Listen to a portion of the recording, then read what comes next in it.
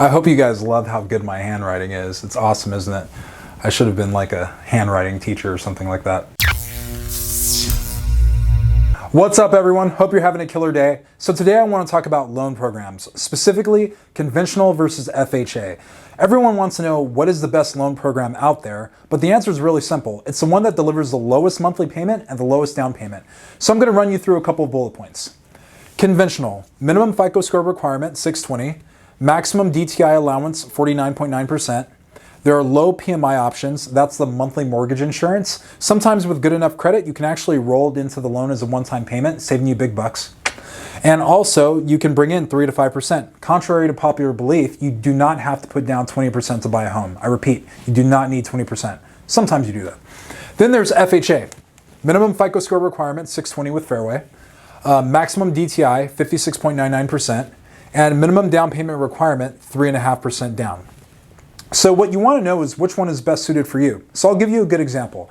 Let's say you're a borrower with 700 FICO or better. You have 5 to 10% saved in the bank, but you have student loans of around 50 grand. I would push for the conventional loan, and here's why. Conventional is a lot more forgiving when it comes to student loans, which a lot of us have. So let's say I have a $50,000 student loan balance.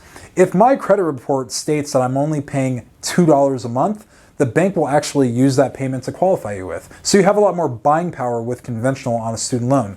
Many of our borrowers have income-based repayment plans and they're only paying $2, $10, $20, and that really helps them out a lot. I wouldn't go FHA with that kind of a student loan balance because it's going to take away from your buying power. The way FHA handles that is if you have a $50,000 balance, we have to take a 1% calculation of the total balance as your monthly payment. So if you have a $50,000 balance, we're actually putting in the system that you're paying $500 a month, and that takes away huge buying power. So conventional would be the best loan program for you. Now, for someone who would qualify best for FHA, maybe they have a credit score between 620 and 680.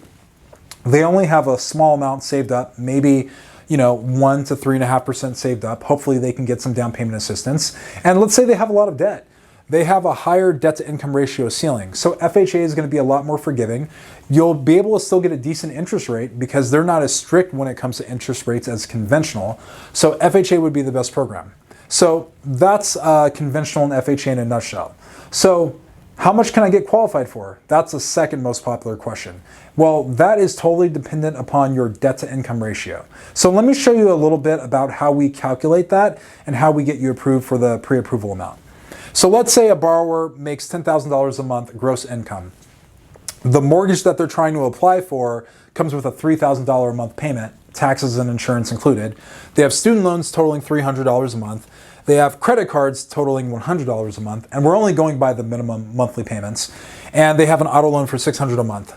That is a $4,000 a month expense. So they have $4,000 a month of outgoing expenses. And to make the math easy, that's a 40% debt to income ratio. So let's say they're buying a $500,000 home, putting 5% down. The monthly payment's $3,000 a month. Their debt to income ratio is 40%, which is acceptable for FHA and acceptable for conventional.